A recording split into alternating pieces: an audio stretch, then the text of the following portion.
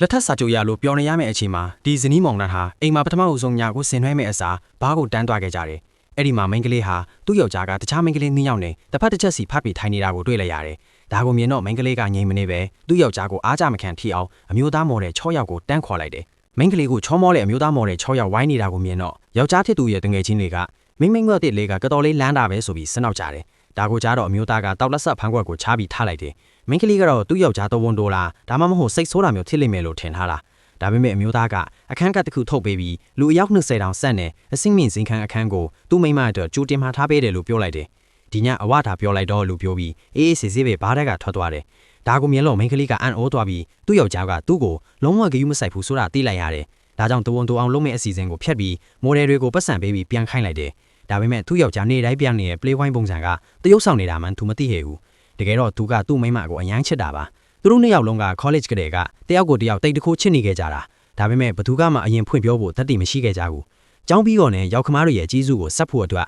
မိန်းကလေးကဒီအစီအစဉ်နဲ့လက်ထပ်တာတော့သဘောတူခဲ့တာ။ဒါကြောင့်နှစ်ယောက်လုံးကတစ်ဖက်လူကမတတ်တာလူသဘောတူခဲ့တယ်လို့ထင်နေကြတယ်။မာနတွေကြောင့်ဘသူကမှအချစ်ကိုအရင်မဖွင့်ပြောခဲ့ကြဘူး။ဒါကြောင့်သူ့မိမရဲ့စိတ်ဝင်စားမှုကိုရဖို့အတွက်အမျိုးသားကတခြားမိန်းကလေးတွေကိုတမင်တကာအိမ်ခေါ်လာလိမ့်ရှိတယ်။မိန်းကလေးကလည်းဂယုမဆိုင်တယ်လို့ဟန်ဆောင်နေတတ်တယ်။ဒါပေမဲ့ယောက်ျားဖြစ်သူအခန်းထဲကထွက်သွားတာနဲ့အဲ့ဒီမိန်းကလေးတွေကိုအိမ်ကနေမောင်းထုတ်ပစ်လိုက်တာပါပဲ။နောက်ကနေ့မှာတော့မင်္ဂလာဦးညမှာအမျိုးသားကအိမ်မပြန်လာလားကိုထိသွားလေမိဘတွေကထမင်းစားပွဲမှာသူ့ကိုစူကြတယ်။ဒါကိုမြင်တော့မိန်းကလေးကရဲမိသွားပြီးဒါကခမင်းဖြစ်သူကိုဒေါသထွက်စေတယ်။အမျိုးသားကမော်ဒယ်6ယောက်အကြောင်းကိုမိဘတွေကိုဖွင့်ပြောတော့မယ်အချိန်မှာဇနီးဖြစ်သူကချက်တောက်ညာကမြင်သားလိုက်တယ်။ယောက်ခမတွေကသူ့ကိုအယမ်းချစ်မြန်းတွေးတဲ့အတွက်အထင်လွဲမှာကိုမလိုလားဘူးလေ။ဒါကြောင့်သူကညလုံးခွဲစိတ်ခန်းထဲမှာအလုံးလုံးနေရတာပါလို့လိန်ပြောလိုက်တယ်။ဒါကိုကြားတော့မိဘတွေကသူတို့2ယောက်ကိုအိမ်ဟောင်းမှာတညာတဲ့အတူတူနေဖို့အတင်းခိုက်လိုက်တယ်။ဒါကြောင့်သူတို့2ယောက်အခန်းတစ်ခန်းထဲမှာအတူတူနေခဲ့ရတယ်။မအိတ်ခင်မှာတော့မိန်းကလေးကကူရင်အလေမှာအဝတ်တစ်ခုခံထားလိုက်တယ်။ဒါပေမဲ့ညလည်မှာတော့သူတို့2ယောက်တကောလေးနီးကပ်သွားခဲ့ကြတယ်။တကယ်တော့ဒါကရောက်ခမဖြစ်သူက